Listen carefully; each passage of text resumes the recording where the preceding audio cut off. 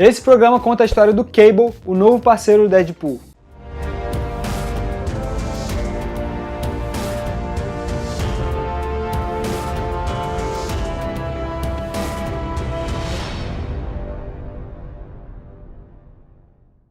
A maioria das pessoas acha que a história do Cable é completamente bizarra e complicada, mas ela não é tanto assim se você souber onde procurar. A primeira aparição do Nathan Summers aconteceu em janeiro de 86 na revista Uncanny X-Men número 201, ainda como um bebê.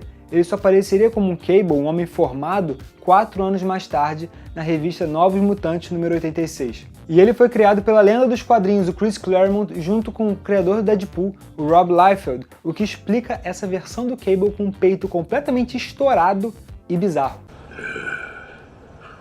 O Cable foi criado para ser uma espécie de líder para as novas gerações da Escola Xavier, os Novos Mutantes, mas, diferente dos seus antecessores, ele tinha um perfil muito mais militar. Enquanto ele ficou marcado como um dos grandes excessos que os quadrinhos cometeram nos anos 90, o Cable havia sido introduzido numa espécie de terceira era dos X-Men, onde o Apocalipse era o grande vilão.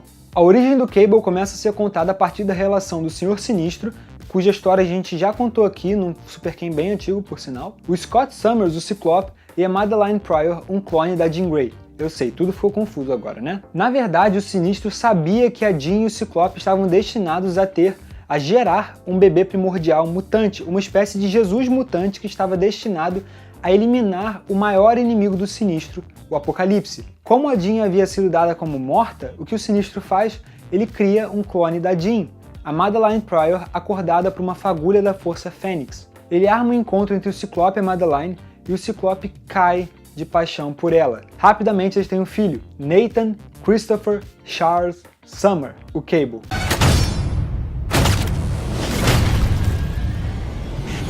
Obviamente o casamento não era nada bom. O Scott sentia falta da Jean e esses sentimentos foram fazendo com que a Madeline fosse acumulando um ódio muito forte por ele. Pra você ter noção de quão bundão o Scott foi, quando a Jean voltou, quando ele teve notícia de que a Jean havia voltado, ele abandonou a sua esposa e o filho recém-nascido e foi viver em Nova York com a Jean Grey e criou a X-Factor. Ou seja, ele realmente cagou pra família dele e foi ver o romance com a mulher da vida dele.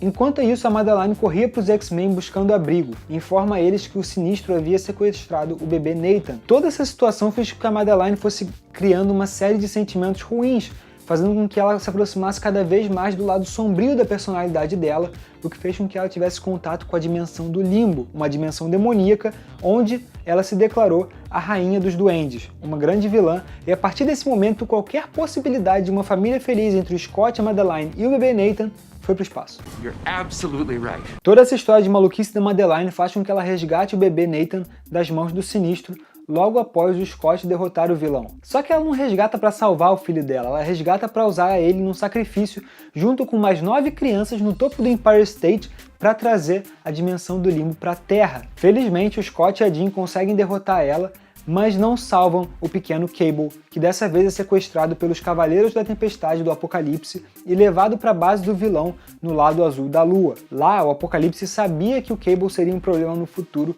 e infecta ele com um vírus tecno-orgânico, uma espécie de líquido metálico que se espalharia pelo corpo do Cable e mais cedo ou mais tarde iria lhe cobrar a vida.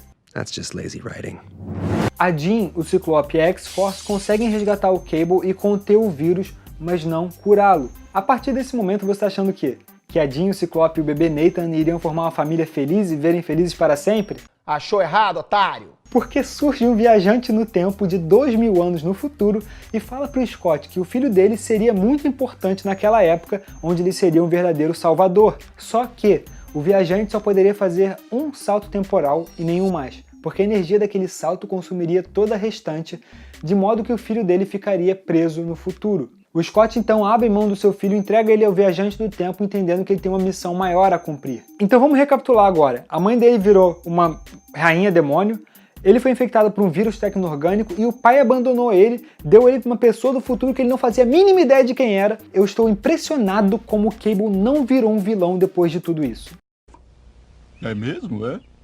No futuro, Cable é clonado pelo Apocalipse, pela versão futura do Apocalipse, e assim nasce um dos seus maiores inimigos, o Conflito, que na verdade era só mais um plano B do vilão, caso ele precisasse de um novo corpo. Mas seguindo em frente, nesse futuro ele convive por 12 anos com versões da Jean e do Ciclope que foram enviadas para lá, Depois disso, ele se vira por conta própria. Ele consegue derrotar a versão futura do Apocalipse e trava diversas batalhas com o conflito, que foge dele utilizando viagens no tempo, mas o Cable segue ele através dessas eras. O Cable é encontrado pelos Novos Mutantes na Nova York do século XX e ele percebe que aqueles jovens precisavam de um mentor, e ele precisava de recrutas para lutar a sua guerra. Como ele é extremamente militarizado, a equipe se tornou muito militarizada, diferente das outras equipes dos X-Men, e logo eles se tornaram párias frente aos outros mutantes. Com o tempo, o Cable foi mudando a composição da equipe com novos membros que faziam o que devia ser feito, soldados que poderiam lutar uma guerra que ele sabia que estava por vir. Assim, a equipe muda de nome, deixa de ser os Novos Mutantes e se torna a X-Force. Após algum tempo, o Cable reaparece depois de ter sido dado como morto, carregando a primeira bebê mutante a nascer após os eventos da Dinastia M, quando a Feiticeira Escarlate acabou com quase todos os mutantes no planeta. Toda essa história leva à saga Complexo de Messias, que eu não vou me alongar aqui porque conta a história da Esperança Summers, a bebê mutante prodígio que o Cable trata como filha. Além disso, a saga também é ponto de partida para outras grandes histórias do universo Marvel, como Vingadores vs X-Men, então eu sugiro que você leia. O Cable é um dos personagens e certamente um dos mutantes mais importantes e poderosos do universo Marvel. Misturando suas habilidades telepáticas e telecinéticas, seu treinamento militar, viagens no tempo e a condição sobre-humana dada a ele pelo vírus tecno-orgânico, que para ele funcionam como uma bênção e uma maldição, dado que ele tem que usar as habilidades telepáticas e telecinéticas para se manter vivo e conter o avanço do vírus, o Cable é um dos mutantes mais fortes desse universo. Curiosamente, ele tem uma meia-irmã por parte de pai que vive em outra realidade, que é a Rachel Summers. Além disso, ele tem uma contraparte em outra realidade, que é o Nathaniel Grey, o X-Men, no singular, que é um dos mutantes mais poderosos do universo, e você já imaginava com toda certeza desse mundo, ele e o Nathaniel já se cruzaram antes. Nós falamos aqui que o Cable liderou várias equipes, mas além delas ele também liderou o Six Pack, o Wild Pack e fez parte dos Vingadores. Mais recente ele foi parte do Esquadrão Unidade do Capitão América, que misturava Vingadores e mutantes na mesma equipe, formando um time de inclusão. Por fim, ao longo dos anos o Cable desenvolveu uma relação de amizade muito importante e especial com outro mutante da Marvel, o Deadpool. Eles estão ligados por alguns pontos. Em primeiro lugar, ambos foram criados por volta da mesma época pelo Rob Liefeld. Em segundo, eles tiveram uma revista juntos, Cable e Deadpool, que reunia mais ou menos histórias de ação com humor que certamente merece sua atenção. Em terceiro lugar, eles foram parte da mesma equipe por várias vezes, como a X-Force ou o próprio Esquadrão Unidade dos Vingadores. Sim, o Deadpool já foi um Vingador. What in the ass? Em quarto e último lugar, mas não menos importante, em Deadpool 2 o Cable é interpretado pelo Josh Brolin, que fez o Thanos em Guerra Infinita. Basicamente é isso, o Cable é um mega soldado do futuro, chutador de bundas com superpoderes, treinado e destinado a impedir a ameaça do Apocalipse e seus seguidores para a destruição do mundo. Viu? Eu falei que era bem simples, é bem fácil e eu tenho certeza que você entendeu toda essa história super complexa que foi bem resumida aqui. Eu espero que você compartilhe esse vídeo, curta e fale para seus amigos conhecerem o canal. A gente se vê no próximo vídeo, muito obrigado pela sua audiência e pela sua companhia. Leia mais quadrinhos, até a próxima, valeu, um beijo no seu coração, tchau!